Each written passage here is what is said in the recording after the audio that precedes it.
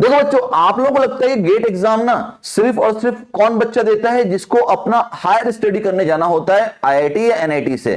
ठीक है, अब आप सब नेपाल के स्टूडेंट हैं और आपको यह लग रहा होगा कि यार हम गेट देके हमारा फायदा क्या है, गेट के थ्रू हमें क्या मिलेगा। ठीक है, तो मैं आपको चीज बताता हूं, नेपाल में एक एग्जाम होता है, Nepal engineering council registration examination. मतलब अगर आपको नेपाल के अंदर प्रैक्टिस करनी है, ठीक है, अगर आपको वर्क करना है एज एन इंजीनियर, तो आपको इस काउंसिल रजिस्ट्रेशन एग्जामिनेशन को देना ही पड़ेगा। और मैं आपको बताता हूं कि गेट एग्जाम की तैयारी अगर आपने कर ली तो यह एग्जाम आपका क्लियर होगा ही होगा। तो आइए इस वीडियो में देखते हैं इन डेप्थ में कि गेट एग्जाम आपको कौन कौन सी अपॉर्चुनिटी देता है और साथ में कैसे आपको नेपाल इंजीनियरिंग काउंसिल यानी एनईसी रजिस्ट्रेशन एग्जामिनेशन के लिए हेल्प करेगा सारे के सारे सिविल इंजीनियरिंग एस्पिरेंट को। तो आइए स्टार्ट करते हैं बच्चों इस वीडियो को।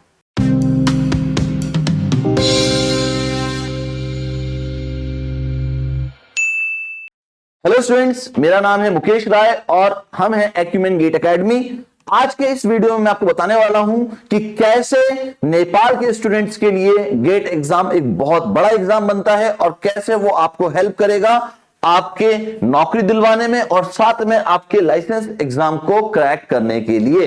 तो इस वीडियो को स्किप किए बिना देखिएगा, एंड तक देखिएगा, क्योंकि सारी इंफॉर्मेशन आपके लिए एकदम डिटेल में लेके आया हूं और लाइसेंस एग्जाम कैसे क्रैक होता है गेट एग्जाम के थ्रू वो भी समझाऊंगा इस पूरे वीडियो में। तो बहुत ध्यान से इस वीडियो को एंड तक देखिएगा क्योंकि ये पूरा वीडियो आपके लिए इंपॉर्टेंट है बच्चों। ठीक है, आइए तो अगर मैं बात करता हूं कि नेपाल के अंदर एक एग्जाम होता है जिसको हम लोग बोलते हैं Nepal engineering council registration examination.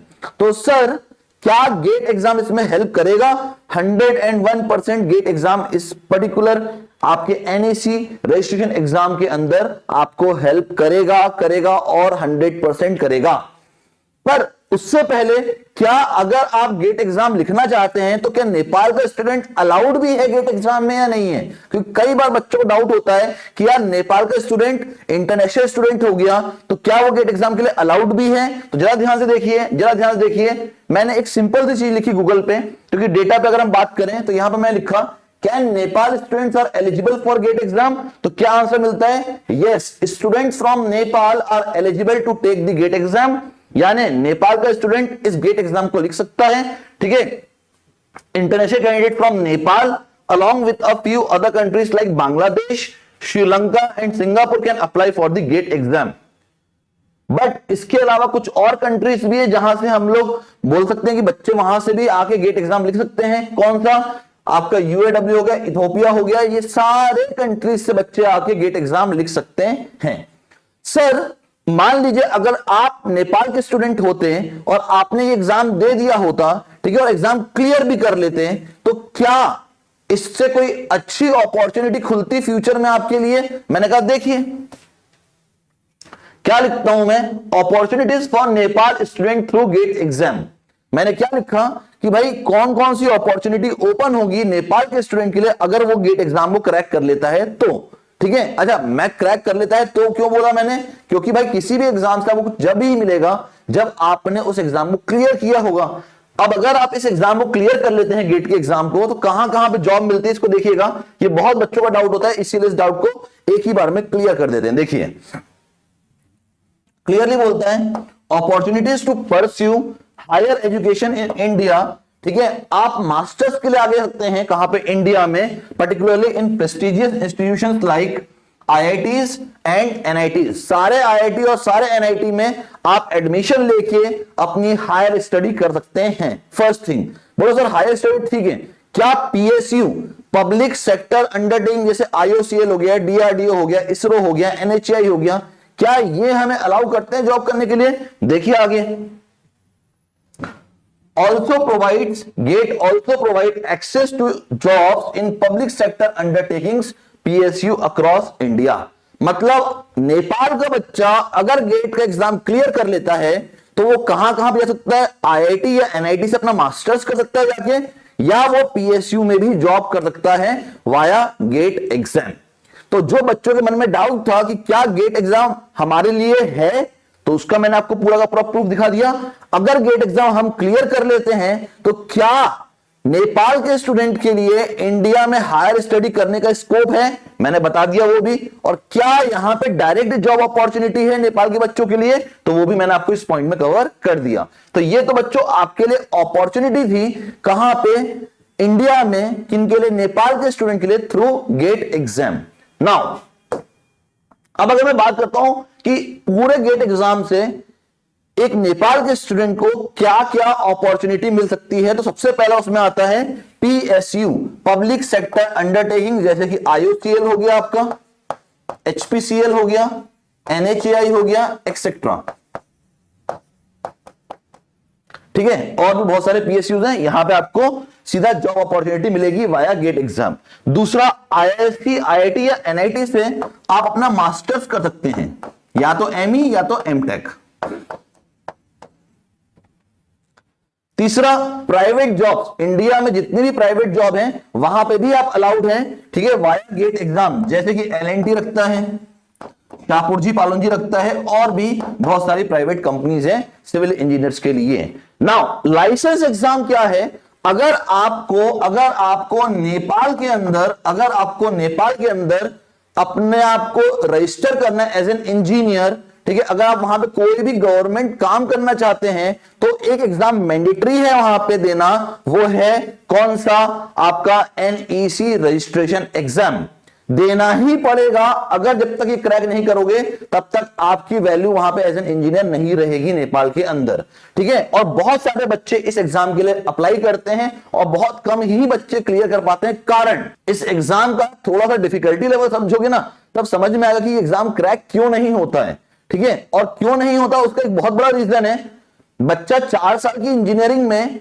आराम से इंजीनियरिंग का सब्जेक्ट पढ़ता रहता है, ठीक है, और इस तरह से पढ़ता है कि भैया अगला सेमेस्टर क्रॉस हो जाए, पिछला सेमेस्टर हम भूलते जाएंगे।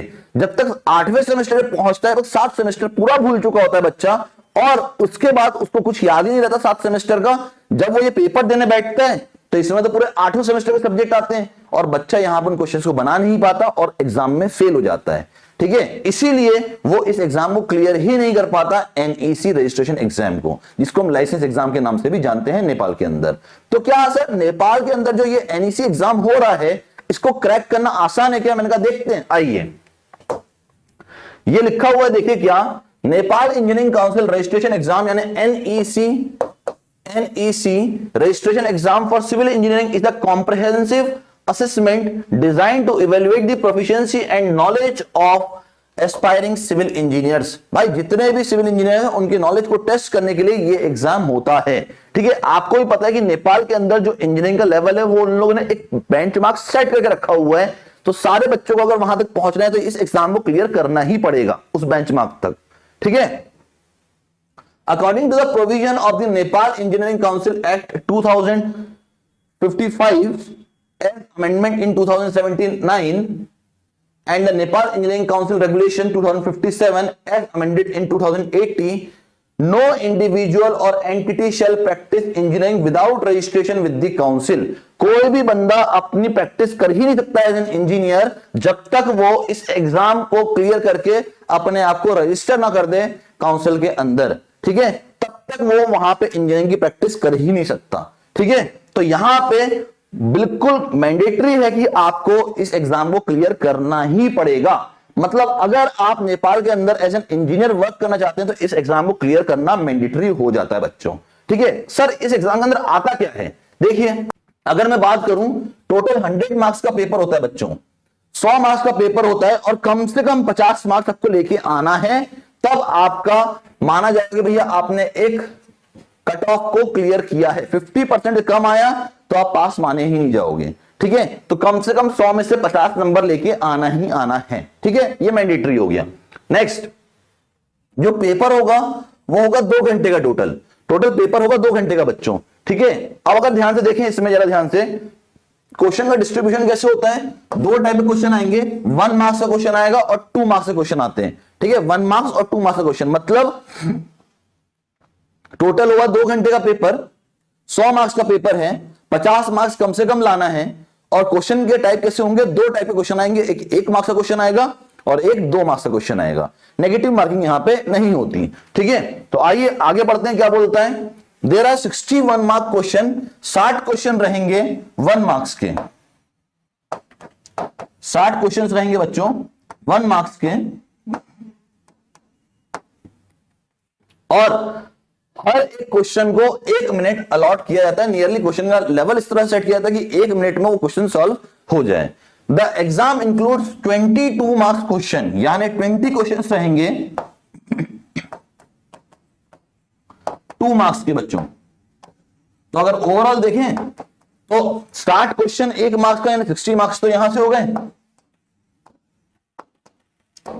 20 क्वेश्चन 2 मार्क्स के यानी 40 मार्क्स यहां से हो गए। टोटल बनता है बच्चों 100 मार्क्स का पेपर, टोटल बनता है 100 मार्क्स का पेपर बच्चों।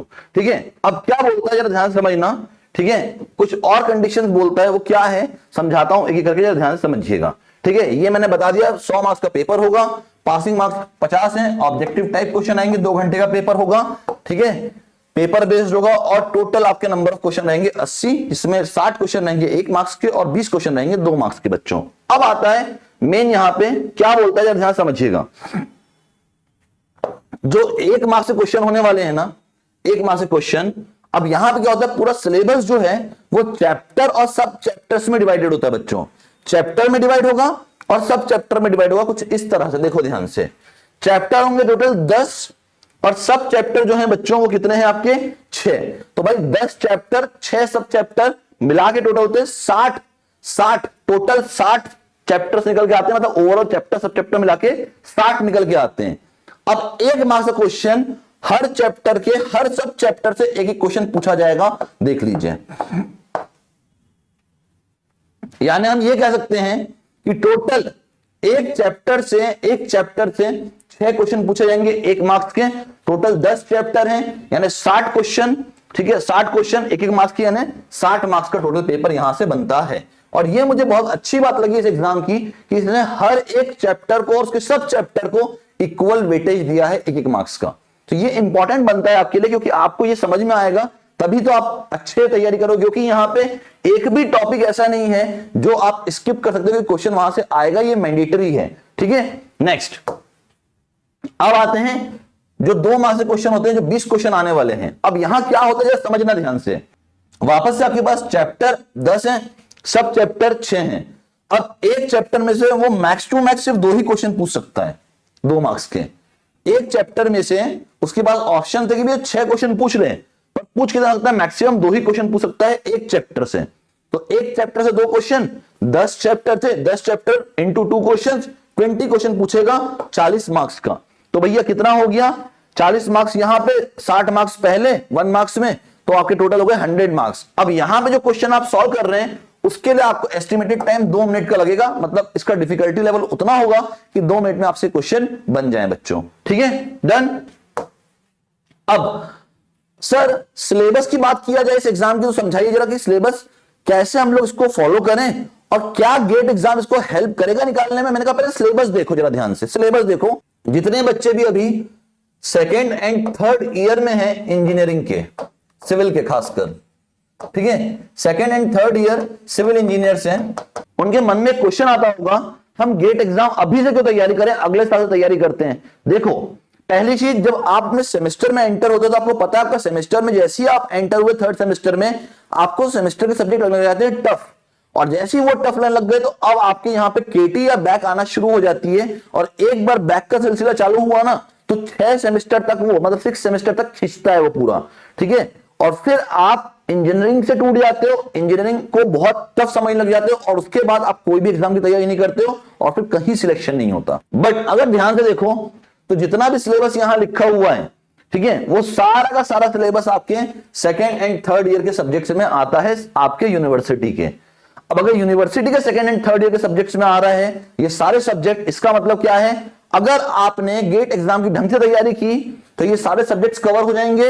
ये सारे सब्जेक्ट्स कवर हो गए, आपका 2nd and 3rd year automatically सुधर जाएगा इंजीनियरिंग का भी। तो ये भी एक बेनिफिट मिलता है आपको अगर आपने ढंग से गेट एग्जाम की तैयारी की तो। बोलो सर सिलेबस क्या है उस पर चर्चा कर लें। मैंने कहा देखिए सबसे पहला है बेसिक सिविल इंजीनियरिंग, इसके सब डिवीजन किए गए हैं, जिसमें सबसे पहला है इंजीनियरिंग मटेरियल, जो हम लोग बिल्डिंग मटेरियल के नाम से पढ़ते हैं, ठीक है। Next standard and test for civil engineering materials, यानी जितने भी टेस्ट हो सकते हैं वो सारे के सारे। फिर आता है building technology, geometric properties of section, surveying and levelling, estimating, costing and valuation. ये हो गया फर्स्ट पोर्शन में बेसिक सिविल इंजीनियरिंग में। नेक्स्ट जो है soil mechanics and foundation engineering, basic water resource engineering, structural mechanics, design of structure, water supply, sanitation and environment, irrigation and drainage, hydro power, transportation, project planning, design and implementation. बोलो sir आपने read out क्यों किया, आप समझाए क्यों नहीं? अब समझो जरा ध्यान से, अब समझो। यहां पे ये रहा सब्जेक्ट्स आपके, क्यों नहीं समझाया वो अब समझाता हूं कि क्यों मैंने अभी तक कोई भी सब्जेक्ट समझा ही नहीं। देखो इस तरह मैंने सारे के सारे सब्जेक्ट लिखे हुए लाइसेंस एग्जाम के, और इधर मैंने सब्जेक्ट लिखे हुए गेट एग्जाम के, ठीक है। अब जरा ध्यान देखना कि क्या सारे के सारे सब्जेक्ट आते हैं कि नहीं आते गेट एग्जाम में, और अगर इनको तैयार कर लिया, गेट एग्जाम की प्रिपरेशन कर ली, तो क्या आपका लाइसेंस एग्जाम भी, मतलब पीएसयू तो मिल ही सकता है, आईआईटी एनआईटी तो मिल ही सकता है, प्राइवेट जॉब मिल ही सकती है, और लाइसेंस एग्जाम भी आप क्लियर करोगे, इसकी भी गारंटी है, ठीक है। तो सर कैसे हो सकता है, देखिए यहां जो आपका सब्जेक्ट था engineering material and building technology, ये गेट एग्जाम में किस नाम से आता है? Building material and building construction के नाम से, जो सीएमएम का एक पार्ट होता है, तो यहां पे ये पढ़ाया जाएगा आपको। नेक्स्ट सर्वेइंग एंड लेवलिंग, जो हमारा लाइसेंस एग्जाम में सेकंड हमारा चैप्टर था, ठीक है, या सेकंड सब्जेक्ट था, वो गेट एग्जाम में जियोमेट्रिक्स इंजीनियरिंग यानी सर्वेइंग के नाम से ही आएगा, ठीक है। थर्ड, अगर मैं यहां बात करता हूं एस्टिमेटिंग, कॉस्टिंग एंड वैल्यूएशन की, सेम का सेम टॉपिक आएगा गेट एग्जाम में, किसके अंदर? सीएमएम के अंदर, कंस्ट्रक्शन मटेरियल एंड मैनेजमेंट के अंदर एस्टिमेटिंग, कॉस्टिंग एंड वैल्यूएशन तीनों पढ़ाए जाते हैं, मैं ही पढ़ाता हूं ये, ठीक है। अगला soil mechanics and foundation engineering, जो लाइसेंस एग्जाम में था वही यहां पे गेट एग्जाम में भी रहेगा, जियो टेक्निकल इंजीनियरिंग के नाम से। जियो टेक्निकल इंजीनियरिंग के अंदर पूरा सॉइल मैकेनिक्स और पूरा फाउंडेशन इंजीनियरिंग इसके अंदर आ जाता है। वाटर रिसोर्स इंजीनियरिंग की बात करूं, जो यहां लाइसेंस एग्जाम में एक पूरा का पूरा सब्जेक्ट था, ठीक है, वो गेट एग्जाम में भी सेम नाम से ही आता है, वाटर रिसोर्स इंजीनियरिंग के नाम से ही आता है, ठीक है। नेक्स्ट स्ट्रक्चरल मैकेनिक्स, जो यहां लिखा है ना, जब आप इसका सिलेबस देखोगे तो किससे मैच करता है गेट एग्जाम के सिलेबस में? आपका मैच करता है सॉलिड मैकेनिक्स यानी सोम, स्ट्रेंथ ऑफ मटेरियल, और दूसरा स्ट्रक्चरल एनालिसिस यानी थ्योरी ऑफ स्ट्रक्चर। इन दोनों का सिलेबस मिला दो तो आपका बनता है स्ट्रक्चरल मैकेनिक्स का सिलेबस। तो ऑलमोस्ट पूरा पूरा सेम है, क्योंकि ये दोनों सब्जेक्ट गेट एग्जाम में पढ़ाए जाएंगे आपको, ठीक है, गेट एग्जाम के लिए पढ़ाए जाते हैं पूरा पूरा, ठीक है। Next design of structure. अब मैं डिजाइन ऑफ स्ट्रक्चर की बात कर रहा हूं, तो जितना मैंने देखा आपके सिलेबस में, उसमें मुझे पूरा पूरा आरसीसी दिखाई दिया है, बट मैं यहां पे बोलूंगा कि आरसीसी को स्टील के साथ पढ़िए, ठीक है, आरसीसी तो पढ़िए, साथ में स्टील स्ट्रक्चर भी पढ़िए। कारण है आने वाले समय में लाइसेंस एग्जाम में इस सिलेबस को मॉडिफाई किया जाएगा और स्टील का भी इसके अंदर इंक्लूजन होगा। Next water supply, sanitation and environment, जो अगला सब्जेक्ट है लाइसेंस एग्जाम में, वो गेट एग्जाम में बनता है एनवायरमेंटल इंजीनियरिंग, जिसमें वाटर सप्लाई पढ़ाया जाएगा, वेस्ट वाटर पढ़ाया जाएगा, एयर एंड नॉइस पॉल्यूशन पढ़ाया जाएगा, एंड म्युनिसिपल सॉलिड वेस्ट पढ़ाया जाएगा। ये चारों चीज पढ़ाई जाएगी ताकि आपका ये वाला पोर्शन पूरा पूरा कवर हो जाए बच्चों। नेक्स्ट इरिगेशन इंजीनियरिंग जो यहां पे है, वो गेट के पेपर में इरिगेशन इंजीनियरिंग के नाम से ही आता है। यहां पे जो ट्रांसपोर्टेशन है वो ट्रांसपोर्टेशन इंजीनियरिंग के नाम से ही आता है गेट एग्जाम में। यहां पे जो project planning, design and implementation है वो पढ़ाया जाएगा आपको सीएमएम के अंदर। कंस्ट्रक्शन मटेरियल एंड मैनेजमेंट के अंदर एक पूरा पूरा सब्जेक्ट आता है जिसको बोलते हैं CPM, construction planning and management. वो पूरा पूरा project planning, design and implementation पे वर्क करता है। मतलब आपका पूरा पूरा सिलेबस एग्जैक्ट चल रहा है जैसा गेट का सिलेबस है। And last but not the least hydro power, जो आपके लाइसेंस एग्जाम में था, वो आपका यहां पे इंजीनियरिंग हाइड्रोलॉजी जो हम लोग पढ़ाएंगे आपको गेट एग्जाम में, उसमें एग्जैक्टली सिलेबस सेम का सेम रहेगा। तो अब जो बच्चा ये सोच रहा था ना कि क्या गेट एग्जाम मुझे हेल्प करेगा, 101%, क्योंकि पूरा पूरा सिलेबस एग्जैक्टली सेम है दोनों एग्जाम्स के। दूसरा, क्या गेट एग्जाम के थ्रू हम क्लियर कर पाएंगे क्या लाइसेंस एग्जाम को? एक बात बताता हूं, जब भी आप एक हायर लेवल एग्जाम की तैयारी करते हो ना, तो लोअर लेवल एग्जाम सारे क्लियर हो जाते हैं। और मैं ये नहीं बोलूंगा कि लाइसेंस एग्जाम का लेवल कम है गेट एग्जाम से, नहीं, इक्विवेलेंट लेवल है। और कट ऑफ भी तो देखो 50% कट ऑफ है आपके लाइसेंस एग्जाम का। तो अगर गेट एग्जाम की प्रिपरेशन ढंग से कर ली तो आप 50% से ज्यादा मार्क्स लेके आएंगे अपने लाइसेंस एग्जाम में और आपका पेपर क्लियर हो जाएगा। बात समझ में आ रही है? एकदम क्लियर है। तो अब जरा ध्यान सुनना, आप सब बच्चों के लिए 23 से हमारा नया बैच स्टार्ट होने जा रहा है। ठीक है, हमारा नया बैच स्टार्ट होने जा रहा है 23 फेब से बच्चों, 23 फरवरी 2025। ठीक है, डेट को नोट कर लीजिए, इसी डेट से आपका नया बैच स्टार्ट होने जा रहा है। ठीक है, जिन बच्चों को भी बैच के बारे में इंक्वायरी करनी है, ये नंबर है 9879387738, आप इस पे भी कॉल कर सकते हैं, या फिर मैंने गूगल फॉर्म का लिंक का पूरा डिस्क्रिप्शन डाला हुआ है। कहां पे? हमारे डिस्क्रिप्शन बॉक्स में पूरा गूगल फॉर्म की लिंक वहां डली हुई है, जाइए गूगल फॉर्म को फिल करिए, हमारी टीम आपको कॉल कर लेगी। ठीक है, अगर वो भी नहीं हो पाता तो ये रहा आपके सामने QR code, just scan this QR code और आपको सीधा गूगल फॉर्म पे आप पहुंचेंगे, गूगल फॉर्म को फिल करिए, मेरी टीम आपको कॉल करेगी। देखो एक बात जरा ध्यान से सुनना मेरी, क्यों गेट एग्जाम की तैयारी करनी हो तो उसके लिए एक कोटेशन लेके आया। देखो, परीक्षा की तैयारी कर रहा हूं मैं सिलेक्शन पाने के लिए। क्या बोला? परीक्षा की तैयारी कर रहा हूं मैं सिलेक्शन पाने के लिए, एक दिन मेरा नाम ही काफी रह जाएगा इस जमाने के लिए। मतलब अगर आप ढंग से मेहनत करते हैं ना, ढंग से मेहनत, और अगर सही टाइम पे गेट की प्रिपरेशन स्टार्ट कर दी, इस बात की श्योरिटी मैं आपको बोलता हूं, आप अपना एग्जाम क्लियर करेंगे और आने वाले समय में आप as a government civil engineer work कर रहे होंगे किसी एक प्रेस्टिजियस जगह पे। ठीक है, और आप अपने पूरे फैमिली को प्राउड फील करवाएंगे। इसीलिए बोलता हूं, मेहनत सही टाइम पे कर लोगे, जीवन बन जाएगा। ठीक है, अगर मेहनत सही टाइम पे नहीं हुई तो फिर तो आगे भैया पूरा रास्ता कांटों भर रहेगा। ठीक है, तो मिलते हैं बहुत ही जल्द सेशन के अंदर। कोई डाउट हो कमेंट बॉक्स में पूछिए। ठीक है, मिलते हैं नेक्स्ट वीडियो में। Till then bye bye everyone and thanks for your time students.